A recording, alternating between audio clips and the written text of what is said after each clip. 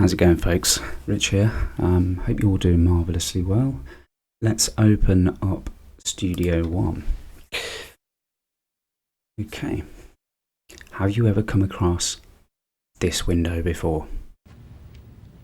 No, God! Don't worry about it. It's here for a reason.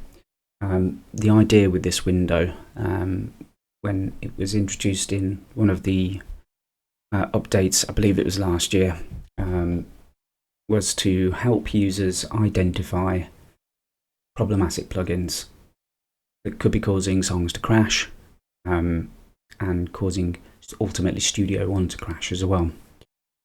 Looking at this window on the left hand side, it says, "We're sorry, Studio One noticed a problem, and this could have been caused by contact. The problem report has been created at," click this link. On the right hand side, it gives us a couple of options to start normally or start with options. Those options are to block the problematic plugin, to disable startup action, okay, to disable some of the plugin supports and driver supports for ARA, ASIO, Rewire, VST3 and 2.4, which encapsulates anything that's known as VST2. And disable things like Windows audio support. So that could be things like Bluetooth speakers or headphones, that sort of thing, where Windows audio would be taking control. And also to show the plugin manager as well. So the idea of showing the plugin manager is that you narrow down the problematic plugin, work out whether you have maybe a VST2 and a VST3 version, and then you can again narrow it down from there. Move forward in eliminating the problem in whichever way you see fit. Now, if you've got a problematic plugin and you're really not getting anywhere, and you need to send the good folks of Studio One an email, then you can click this link and it will open up a window for you. Now, when you see this, it might look a little bit daunting and you're not sure which one you need to pick. I've created a lot over the last few days on purpose just to test this method out.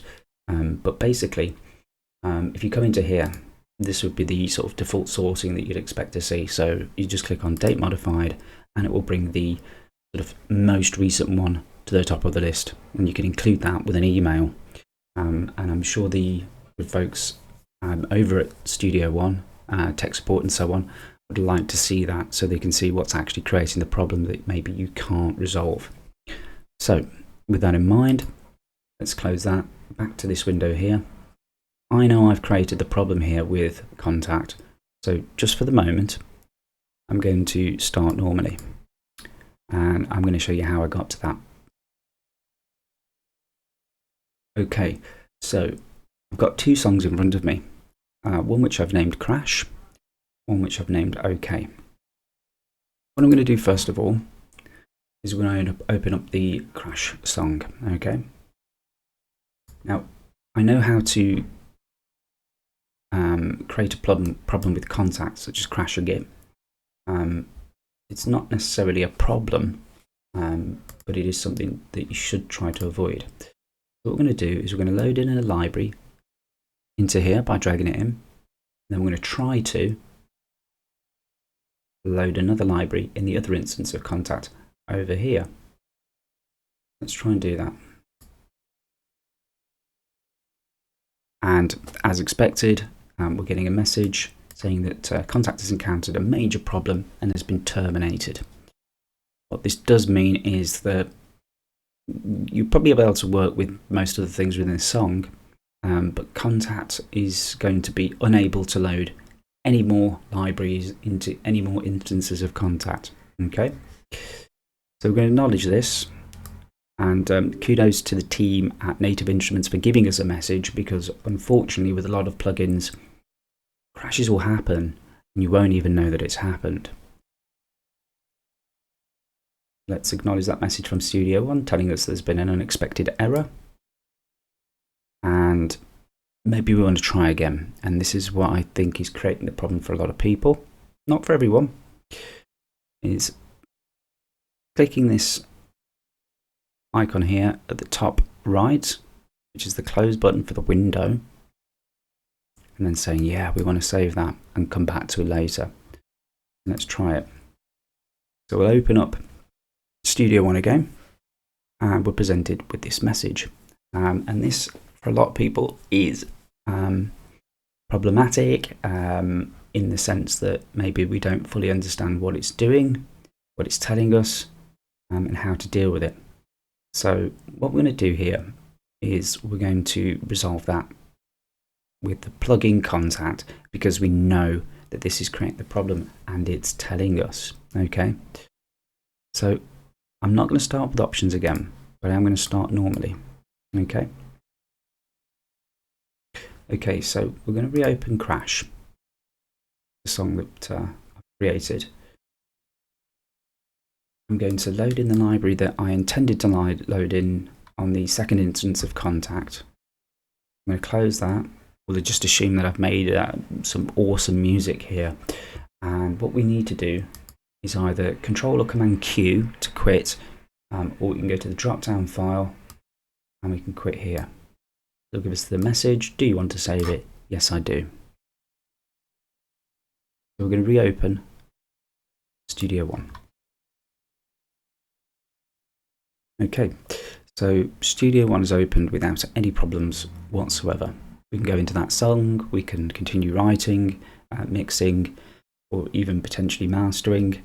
But what I'm going to do now is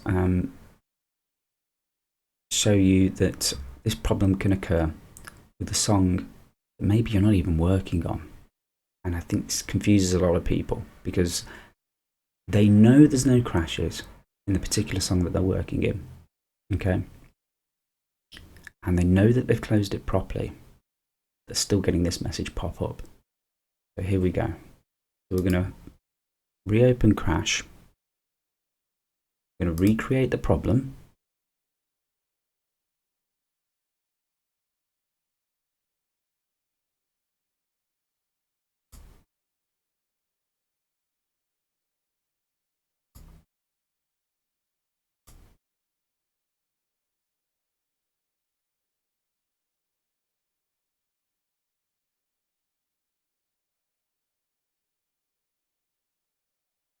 Okay, so we've got the problem again.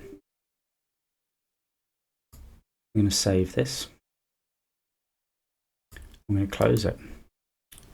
And what we're going to do is we're going to continue working on this OK song that has no problems in it whatsoever. So in here we've just got Impact and My Tie loaded. Maybe we do some awesome editing and some mixing, and then we decide to say, hey, let's quit. I'm going to save and close it down. So again, we're going to open Studio One. And we get the message again. Even though we closed it properly and we were working within a song that didn't have any problems. Now, again, it's showing us that Contact was the problematic plugin. What we can do, for argument's sake, we can block Contact.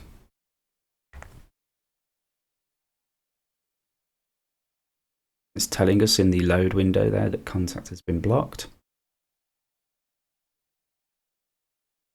Let's open up our OK song.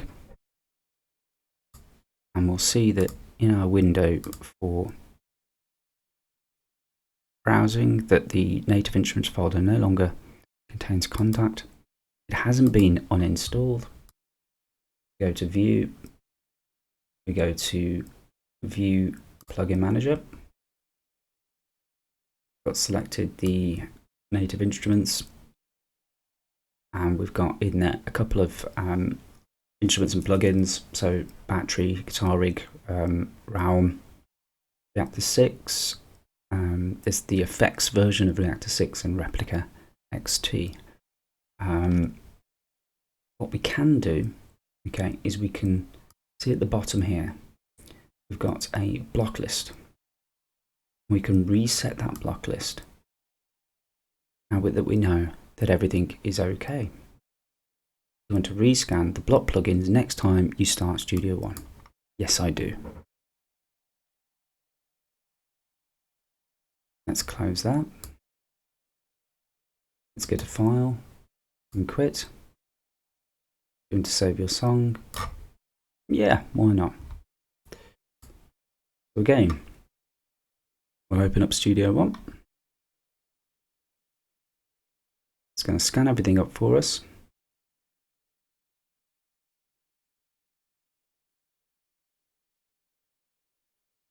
We're getting no message there to say that contact has been blocked. And we can open up any of our songs now without any problems, and contact is available to us. Fantastic. So that's a little bit of a walkthrough on how to resolve that problem and why Studio One is so useful in identifying problems. Have a wonderful day.